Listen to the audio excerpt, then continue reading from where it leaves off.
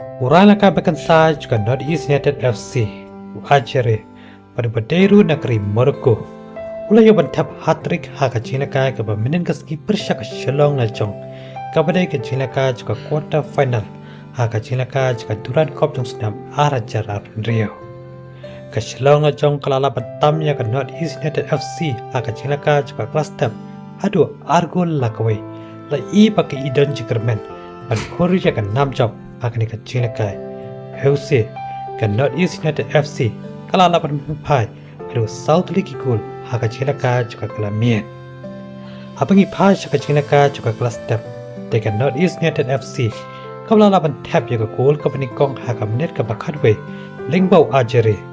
Bat ke Shalong na jong kalala banpai ya ke shikul haka menit ke ba arpo lingbau Sdang.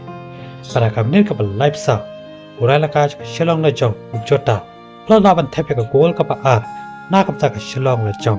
Pada hadu bokot ke Jinaka juga kelas step ke Shalong na jong kalala bantam ya ke North East United FC da argo la kawe. Habra Sdang ke Jinaka juga kelamian.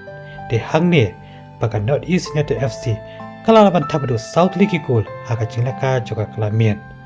Haka bau itian da tab ya ke goal ke ba ar haka menit ke ba san bot so Ajaraie ya ke goal ke ba lai haka menit ke ba san pupra bot biang so Ajaraie ya ke goal ke ba sao. Bar ka deru ka hat-trick goal ka jong Ajaraie haka Jinaka ka ba menit ka sngi pyrshah ka Shalong na jong haka menit ka ba drup kandai. Para shwawan waino ka Jinaka ka ta ka me ka ba prapo ujitin la tabe ka goal ka ba khaddu ka deru ka goal ka ba san na kam ta ka North East United FC haka ba ka North East United FC la chomna ka Shalong na jong haka ni ka Jinaka da san goal la ar.